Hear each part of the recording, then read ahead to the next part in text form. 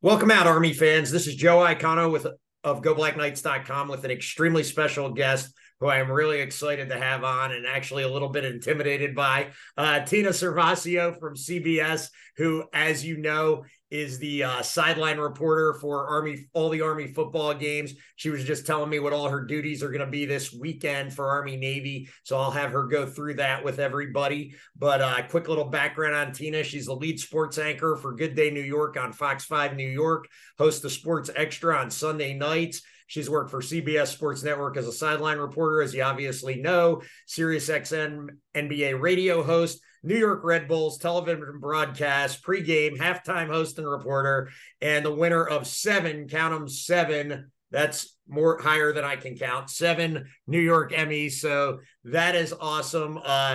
Gosh, Tina, first question. A, how do you have the time to fit all that in? And B, how do you know so many sports so well? That's really impressive. Well, I don't know if I fit it all in. Today was a rat race, I have to tell you. So just trying to balance, my main full-time job at Fox 5 New York, which is 5 days a week. And we've featured Coach Monken, and I have featured several players on Fox 5 and on Sports Extra in previous years. And then during the fall is my crazy schedule, because I have the Army home games at Mikey Stadium. So I do all of those games for CBS Sports Network. And then usually there's a couple extra. In previous years, maybe I've done a couple UConn games, or I have gone to Annapolis and done a few Navy home games for them, for CBS Sports Network. It's the same home of all of the military academies. And this year I had the honor of going out to the Army Air Force games. So I got to witness a huge turnaround for Army football in this 2023 season out in Denver at Mile High Stadium. Definitely my highlight of this year so far. There is an opportunity for Saturday Absolutely. to watch that game. So yeah, the challenge is balancing it, but the great part about that challenge is I love every second of it. And I wouldn't say I'm an expert at every sport. It's a whirlwind in New York. I mean, I still don't know. There's like 18 pro quarterbacks that I have to follow these days between the Giants and Jets, trying to keep track of who starts this weekend. There's a new one starting every week for the Giants. I didn't tell you, but I grew up in New Jersey, so I'm a Giants fan, and yeah, it's been rough lately. So but we're all cheering for Tommy DeVito. It's a great story. And he knows, and I keep forgetting to talk to him about it, but he knows Jimmy Charlo well, because Jimmy Charlo started at Don Bosco and then transferred to St. Joe's Montvale, and that's where he graduated from. And Tommy DeVito went to Don Bosco High School, was a star there, and then that's when he went on to Syracuse and eventually Illinois, because he had the extra COVID year.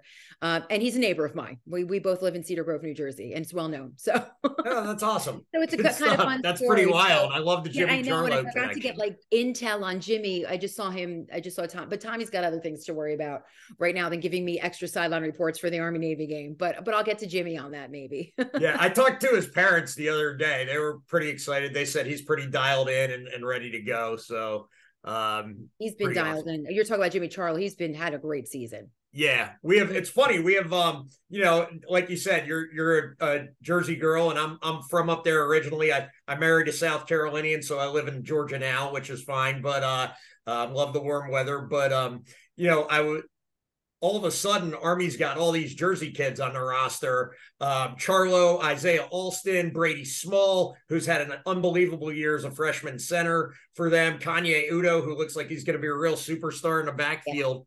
Tell me how much you know about I don't know how much you get a chance to follow high school football in New Jersey, and how much you know about some of those guys. It's interesting because I seem to follow it more like looking back, when I look back at the players like Jimmy Charlo at St. Joe's, for example. Kanye Udo, it's a little different for me because that's more South Jersey. Yeah, him and Brady played at the same high school, and they're down. I get the sentiment being from New Jersey. South Jersey's like a foreign country.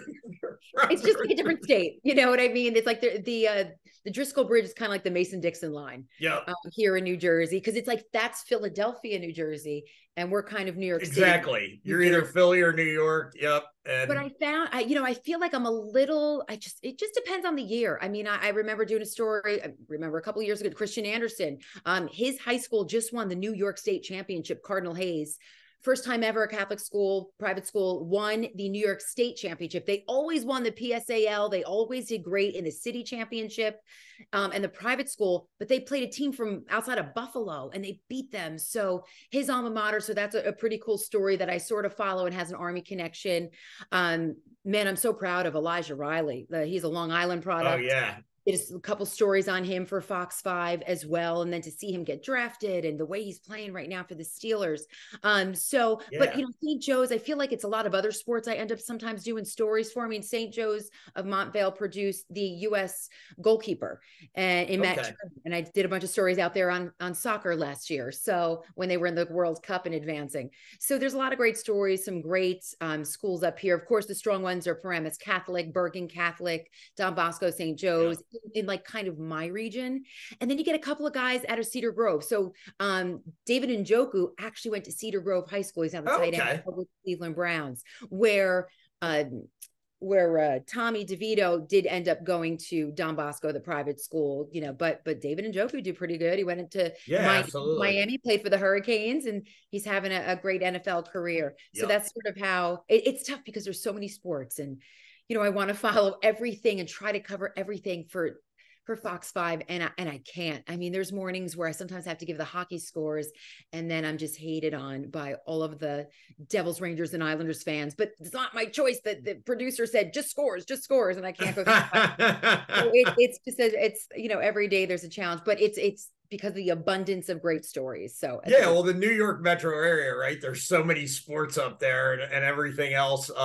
You have multiple pro sports going on all the time. I mean, it's a little bit like where I live now.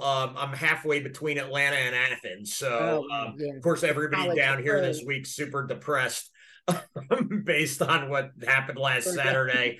And it's between the Falcons, the Hawks, and we're getting a hockey team down here again finally, and the Dogs, of course, over in Georgia and Georgia Tech and everybody, and then the high school football down here is just amazing. So Tina, how did you kind of get started in sports broadcasting? What's your background? What really got you into it? Just tell the fans your story a little bit.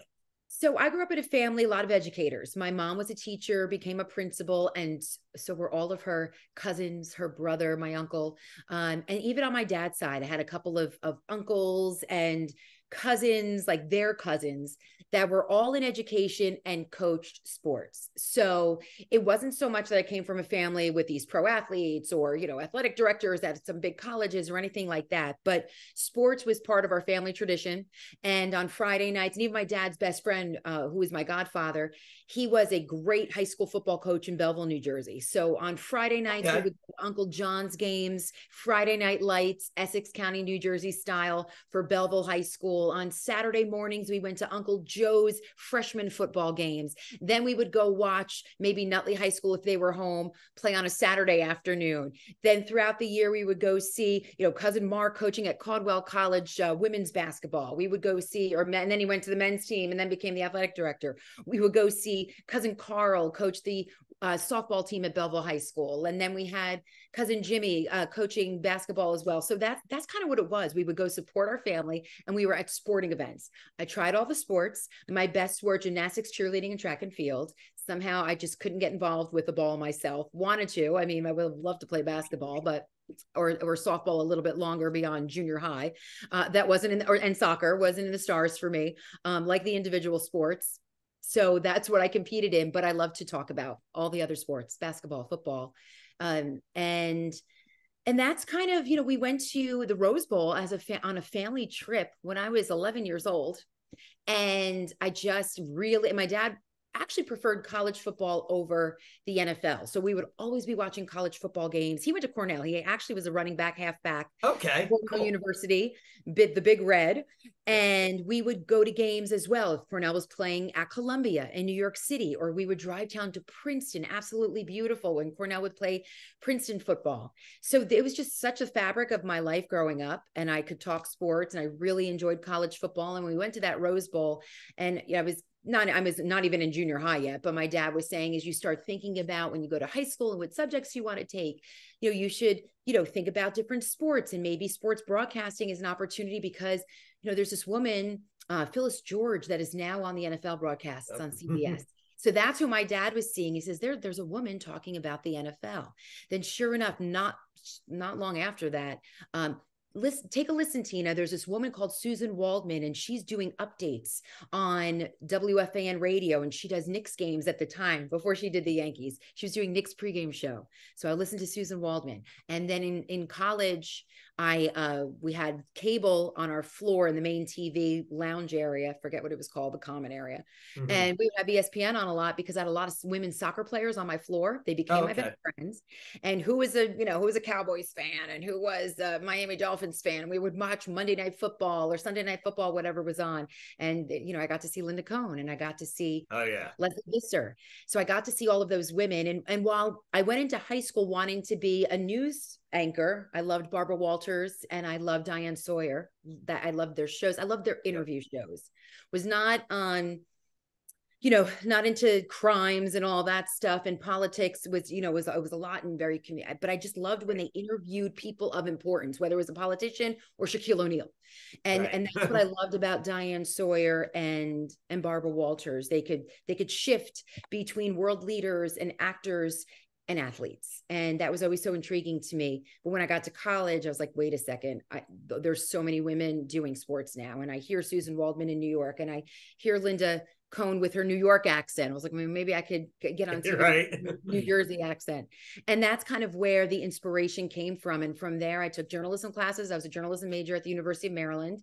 And I focused on broadcasting sports. So I worked at the radio station, did as much as I could, halftime reports for whether it was football or soccer or women's basketball. I was an announcer for lacrosse and field hockey, did whatever I could. I had an independent study where I created my own, because Sports Center was the thing in the early 90s and mid-90s when I was in college, and the Big Show. And I created my own Terrapin Timeout sports show. So it was a half-hour weekly show on Terrapin sports. And a lot of them were my friends because I was working with the soccer team as the women's soccer manager. So I would get obviously a lot of female athletes. And then we had, baseball players that lived on our floor. And I was friends with one of the football players. And I would go in and cover the basketball team, which ended up being really good when I was there with Joe Smith. So that's kind of the foundation of my sports broadcasting career. It took a while for me to get some good jobs once I got out of college, but I've never left the industry. It's always been a passion of mine. And I'm just really happy how things have worked out and where I am right now. Very cool. It's funny how much stuff we have in common. My dad was a coach in Union County for 40 years. So wrestling was his main sport. Did a little bit of football, girls softball, won a state championship in girls softball. So totally same kind of childhood. Spent it in locker rooms mostly and going to games and whatever else. And also funny. I believe. Might be off by a year, but I think my sister graduated University of Maryland the same year you did, actually. Graduated in 96. Yeah, I think that's right. So that's wild. Oh, yeah. Wow. So much in common. So much. And it was through a friend of mine at Maryland that I went to my first Army Navy game. Always watched it with my dad and my grandfathers. Yeah. Marine and Army. And it was like the Army, Air Force, whatever they called it then. My grandfather, they were that was before Air Force separated from Army. But my dad's side, he was a Marine, and we would watch the Army Navy game. My dad loved it. Went to my first game at Veterans Stadium. I'm pretty sure it was December of 94. And okay. Name escapes. Army won on a long field goal. Kurt Heiss. Yeah, I think that sound accurate. My friend, because my friend in college, one of his best friends from high school was the Navy quarterback, and I remember like vaguely, but him being like really, we couldn't really talk to him after the game. Yeah. Why is his name escaping me? He was a good quarterback for Navy he had like a cup of coffee in the NFL. Well, might have went to a camps or something, but in any event, that was my first in person. Gary Kubiak. Yes. Okay. There we go. I'm a little tired today. As you can see, I've been hey, if you can remember a Navy quarterback from 30 years ago, you're doing well. So good for you. That's good stuff. Yeah, so that's kind of a little bit of my Army Navy football game background too. Oh, very cool. Well, that's pretty awesome. Yeah, that was right in the middle of an Army 5-game winning streak, and then there was a long losing streak, and got out of that. So let me ask you this: what led you to being a sideline reporter at the Army home games. And you've been doing that now for a minute. I mean, as long as I've been watching the Jeff Monken coached Army teams, I Yes. remember seeing you on the sideline. So This was my 6th full season. I started full-time in 2018. So it started in 2016, the summer of 2016. And I've been trying to get into CBS for a while, a couple of years. And finally, I got the job I got first was with Arena Football. The league called me and said, we need a sideline. And I had done Arena Football. It was one of my first jobs ever out of college. And I did it for local radio, local TV, New Jersey. They were the New Jersey Red Dogs at the time. okay. Joe Morris owned the team. So that was like one of my first jobs ever as a broadcaster. Did a little TV with that as well with local cable. And so I knew people from the league. It was still a lot of the same people. And I got a phone call. Can you do a couple games for us on like ESPN Plus, et cetera? Yes. They're like, oh, okay. I was doing the New York Knicks at the time, but I had just left MSG Network. So I was freelancing, doing some Big Ten college football at the time. As the Big Ten Network had just started and they were pulling people, graduates. So I was a Maryland graduate doing a lot of Rutgers games. So that summer of 16, I did 2 games early, like April, May, for ESPN Plus or whatever it was for Arena Football. And then CBS Sports Network called and said, hey, we've got 6 games that need a sideline reporter if you want to do them. And that's how I got into CBS Sports, was through Arena Football.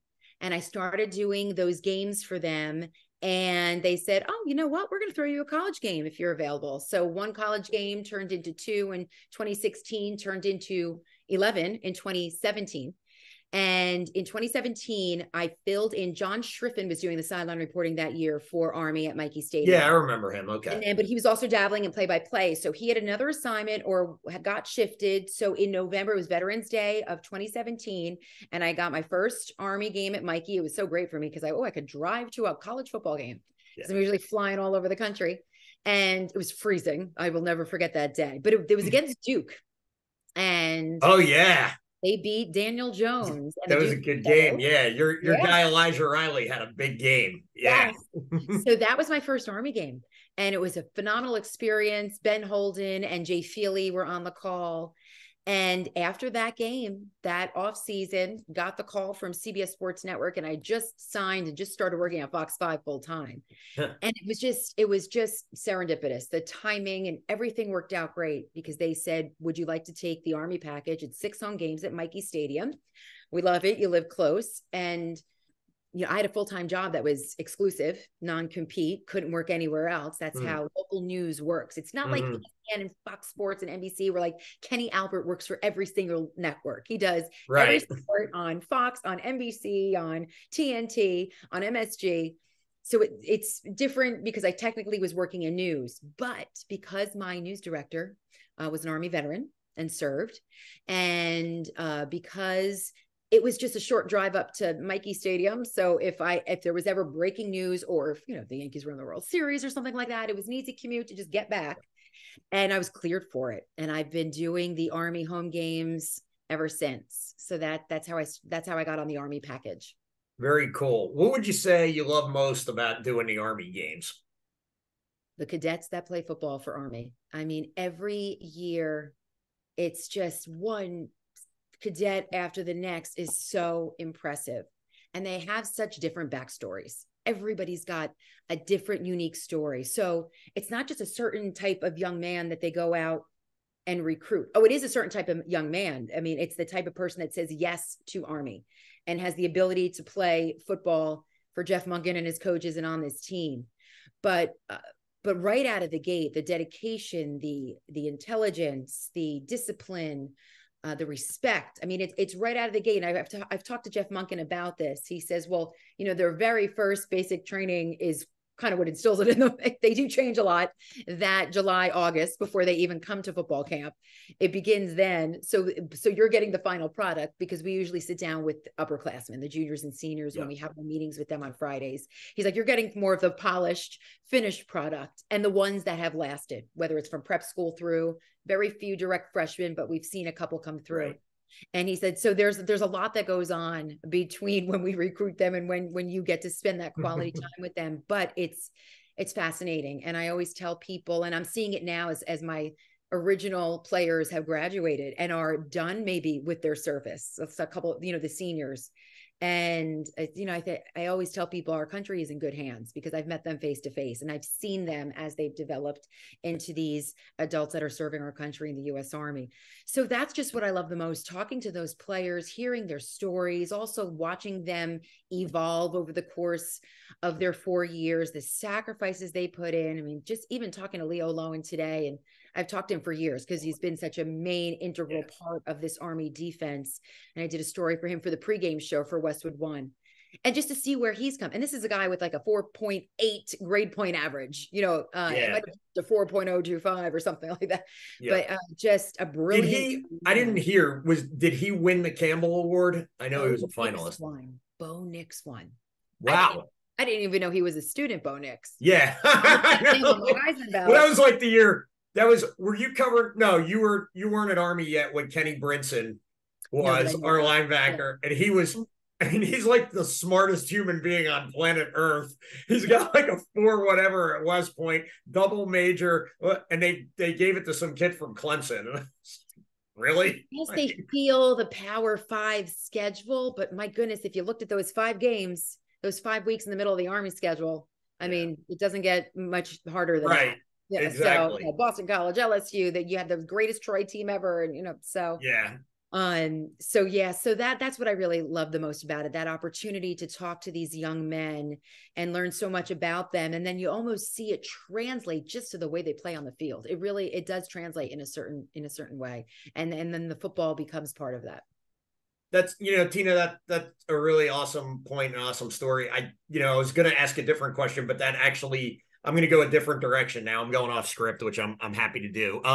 So, based on that, and you have a very good global knowledge of sports in general and college sports and college football. You've covered the Big Ten. You're very knowledgeable on a lot of different sports.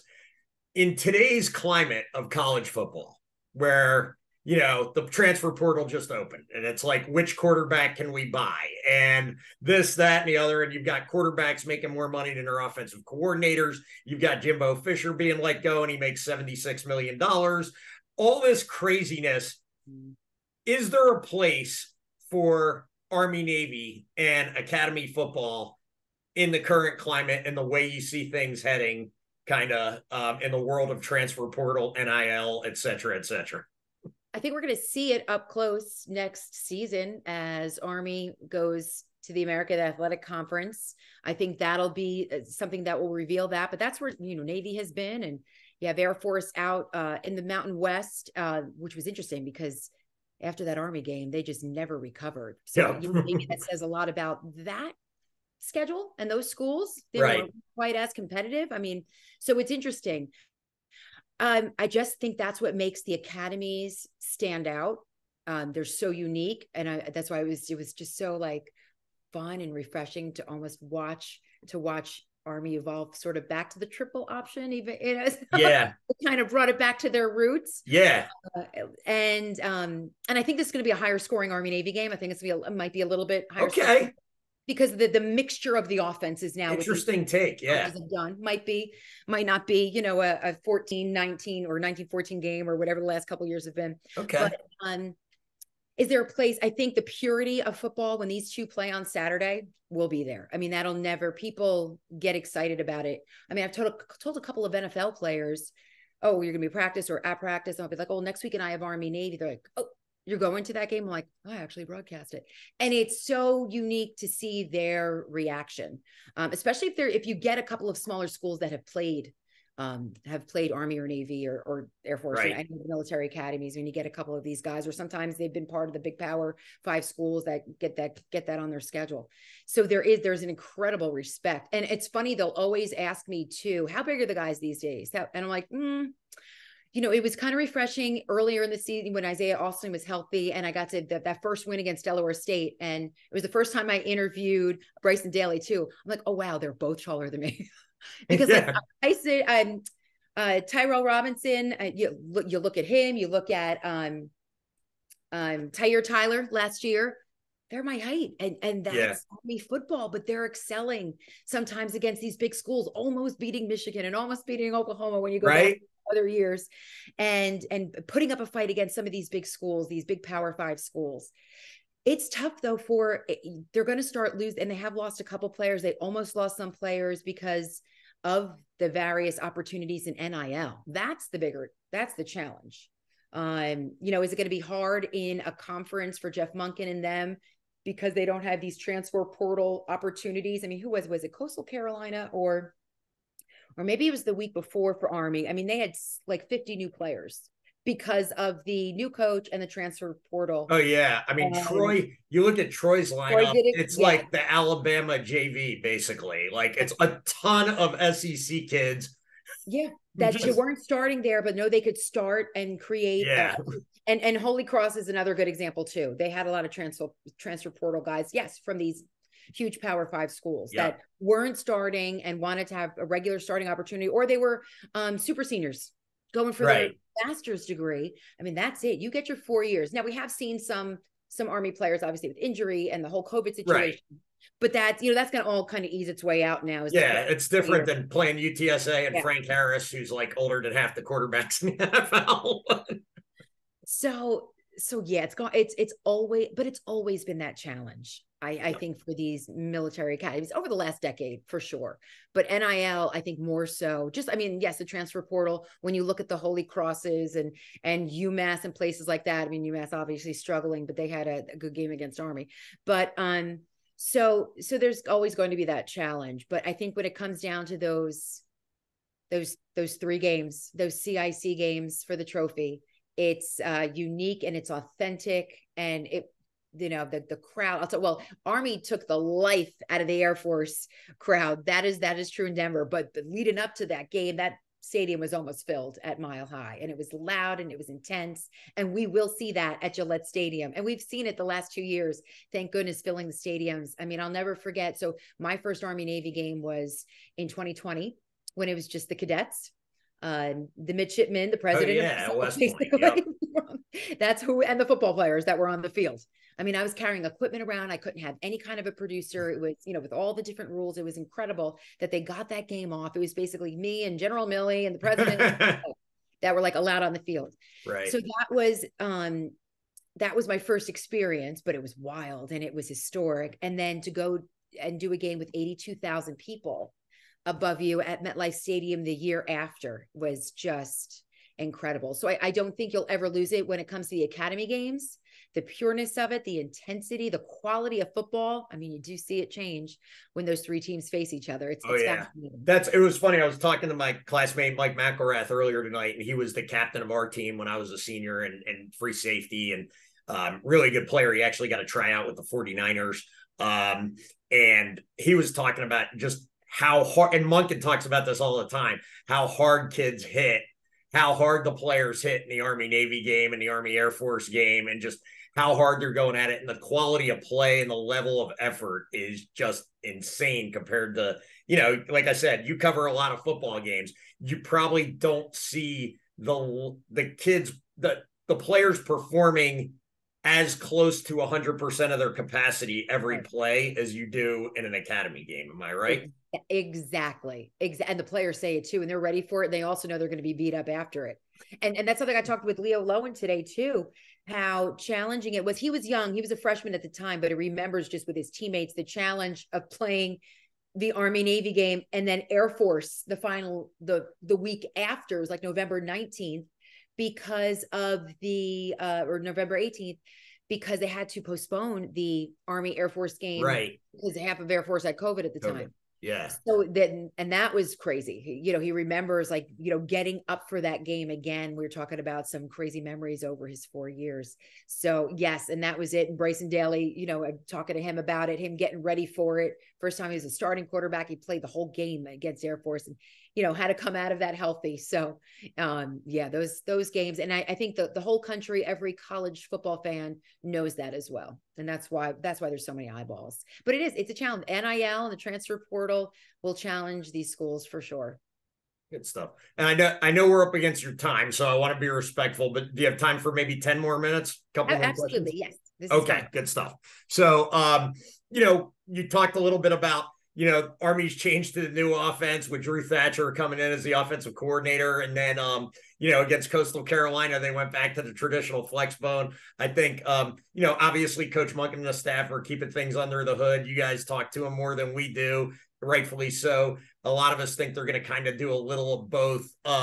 What's your opinion of the new offense and the switch and Army? It looks weird, right? After watching Army and Flexbone for 5 years, now they're in the gun and they're running more what you see from regular college teams. What's your opinion of all that? Do you think it's sustainable long term, or would you like to see them go back to the traditional triple option kind of? I mean, it was so fun watching that traditional triple option against Coastal Carolina. And it's funny because you talk to a player, talk to Monk, and not every play, but that was the base of their offense, right, which we saw in that game. And a lot of the things, it was the rules. I mean, Jeff Monken was very clear with the new rules over the last couple of years with the cut blocking. It was just such a challenge to the team, because of penalties. And it also created a lot of health casualties. It created a lot of injuries on the offensive line because playing the triple option. Yeah, you look at, it's funny. They've had the same 5 starters on the O-line since game 2 this season, which is wild. Yes. And that's what was so significant about this year. Yes, they struggled scoring points, but they kept the line healthy for the first time in a long time. I think the biggest challenge was that all of these players, freshman through senior, were all recruited to play the triple option. I mean, even Bryson Daly had been playing that from prep school, and that's what they were trained to do, trained to learn. And your wide receivers were great blockers. They weren't always catching balls. Yep. And you had, these downhill type of those B-backs. And it was, I mean, I get emotional because like I mentioned, I get attached to these players because I interview them. I learn about their lives. Right. Not see more of Jacoby Buchanan and Tyson Riley all season long, especially as seniors, because of how they contributed in previous years as the B-back and the triple option. And to see them shine in that last game, I hope we get to see them shine in this Navy game on Saturday. So, I think it'll be a good combination, though. I mean, because obviously, and now they're bringing in quarterbacks that have strong arms, and Champ Harris has a strong arm. Oh yeah, that kid can wing it. I'm so tired. Ravens, great quarterback, one of the best in the league. Lamar Jackson.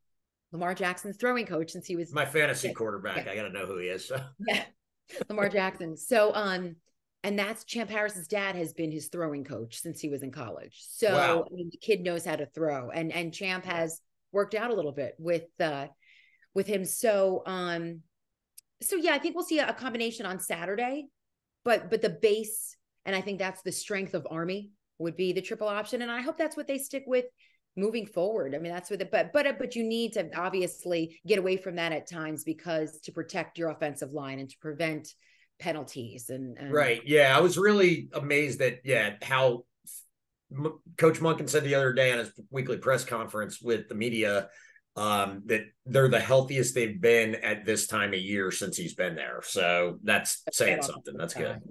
Yeah. So that was a product of it, and one of the reasons why as well. Yeah. So speaking of Coach Monken, and I know you've gotten to talk to him a lot and interview him a lot. From our angle, kind of as the web and written media, he's been extremely gracious. You see some other coaches around the country, I won't name names, but Coach Monken's really nice and really gracious and polite, always professional. What's it been like getting to work with him for the last 5 years? He is, like you said, he's just so accommodating, gives us incredible access. And he talks to us. He doesn't just answer our questions. He teaches us things. So I've been through a couple of different broadcast partners through the years. So I went in, and Ben Holden and Jay Feely were, the veterans at the time, and they knew Coach Monken when he first got to Army. So the whole transition.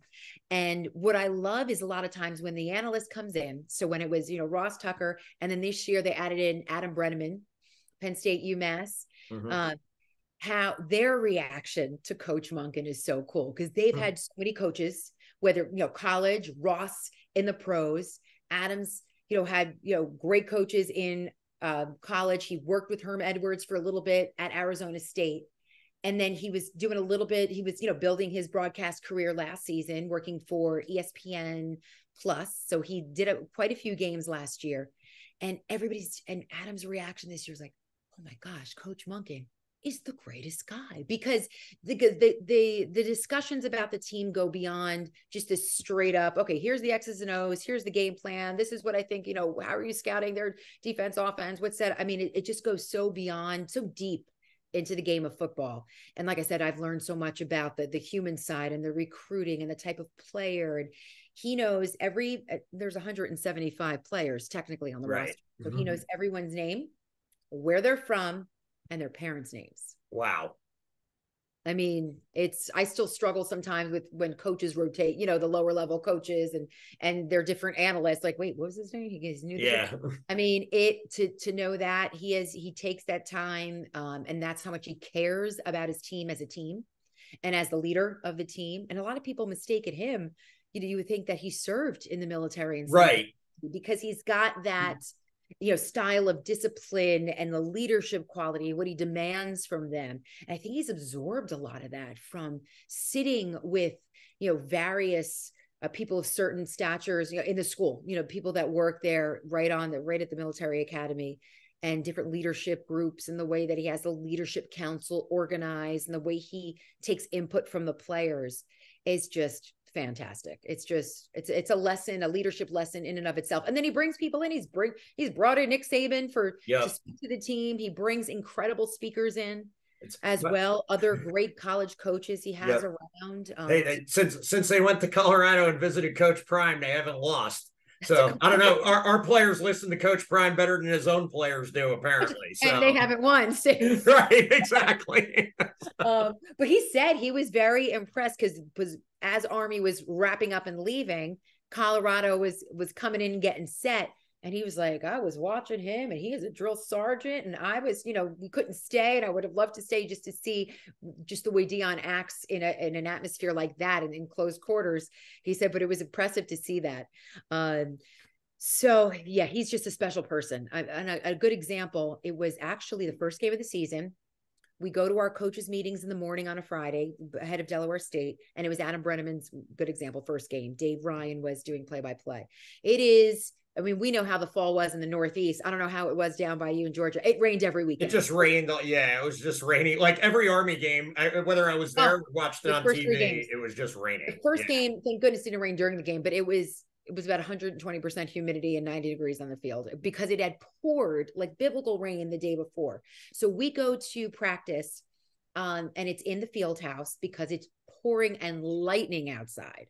I mean, it was unbelievable. And it was scary because they had all those floods over the summer and all of the damage through Highland Falls and up at West Point. So it was scary. You're thinking, oh, we hope the grounds could handle this. That's how bad the rain was. And it was kind of flooding a little bit in the area that you'd step down and go into the field house. We're watching the rain and we're thinking, we were going to walk back to the Thayer Hotel. We don't have a car. How are we going to get back? How are we getting back? So we're asking around, and through CBS, one of the runners eventually, we eventually got one, and he got his car. So we're waiting for it was taking forever because we had to find a runner that can get to a car and get us back to the Thayer. And in the meantime, Coach Monk was like, I'll take care of you guys. He goes and gets one of the coaching vans and drives up in it. Because practice had been over for a while now. Wow. And he's giving us umbrellas. He's like, and then he had one of his coaches, one of his assistants, and then they came over, one of the grad assistants come over, and he's like, well, drive these guys to the Thayer. So we've got like umbrellas, and he's helping us out. And then we were almost going to jump on a golf cart. Then our car eventually came, and we felt so bad. We just wanted to use what Coach right. He went and did this. It was it just shows you how he cares about people beyond his team, anyone affiliated. And he's just a great person. He has 3 incredible daughters that, he has around. They're growing up there on the base right there at the U.S. Military Academy. And he drives his one daughter to school every morning about 6:30 a.m. So he's a great family man as well. So it's great to hear stories. He told us a story about how Halloween is right there at the academy and how it kind of works with all the houses and all the different professors and who lives there. So we've learned a lot. He is a great person, and has an incredible impact on these young men's lives as well. Very cool. Yeah, I mean, most of the old grads, we think the same thing. We're like, gosh, it's amazing he wasn't a grad, because he absolutely gets it better than any coach I've ever seen there. Like, totally understands the mission, totally understands what his purpose is, and just overall impressive. So, all right, last question for you, Tina. I know you're doing the game, so you can't give me a prediction, but you did say it was going to be higher scoring than usual. Kind of tell me what you expect to see on Saturday and what the fans can expect to see. Yeah, I mean, I think we could see, something like a 27-21, maybe, or maybe, I don't know, something like that. Somebody's going to get into the 20s, high 20s. That'd be exciting. That'd be like beat the over by one team. That would be good. And that's the thing. Like, to me, what stands out is like the goal line stop in 2020, and of course, yep. Going to the overtime last year in Philadelphia, and just the scratching and clawing at MetLife Stadium between the two teams. It's always like a battle to the. It's always such an exciting game. Like, even if you don't have a dog in the hunt, it's 3 points, 2 points, so yeah, I do expect a little higher score this game. I mean, it'll be interesting. There's a lot of questions. Who's going to start a quarterback for Navy? Yeah. And I know Army's, preparing for all three. Yeah, Coach Monken said we're prepared for all three. So yeah, the Woodson kid scares me a little bit. He's big, he's fast. Yeah, super athletic, even if he's not as fine-tuned. And our line is unique because he's got the experience as well. Yep. So, he's got that unique lacrosse style. But yeah, I mean, I just think it's going to be, again, you're going to see them play at their highest level. What's great is both teams now got a couple of weeks off to get healthy. Right. That is always so key for this game. It's always, and it just shows, the quality goes right back up. It'll be interesting to see. So I know that Coach Bill Belichick is speaking to Navy. Yes. Their team no surprise. Friday night. His father, of course, coached there. Coach Belichick himself grew up in Annapolis, has always remained close to Navy football. It's a part of his whole history and all of that. So is that an edge? Not this year with the way the Patriots are playing. So, right. So looking forward to find out who's going to be speaking to Army. I don't know yet, but I'm going to try to find I'm sure Coach Monken will bring in somebody extra special outside of just all the generals and former players and stuff they get to hear from, which is incredible in and of itself. But he's always got something up his sleeve, so looking forward to seeing that. And everyone's always thrilled to do that for him. So I mean, that's what we're expecting. I kind of have all my meetings and things like that tomorrow. So I will really be able to delve into the matchups and the game plans and kind of see what might be different.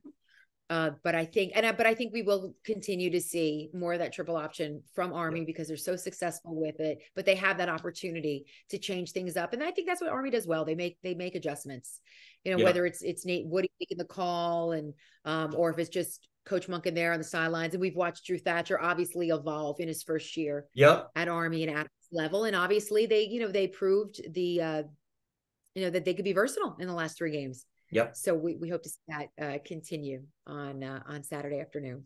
Absolutely. They have a really good staff. Coach Woody, I think, is a brilliant, underrated defensive coordinator. Really happy he hasn't gone somewhere else. So Army fans, this has been Joe Iacono with GoBlackKnights.com along with Tina Cervasio, catcher. Tell the fans where all they can tune in to watch you this weekend, when you'll be on and where you'll be on and all that kind of stuff.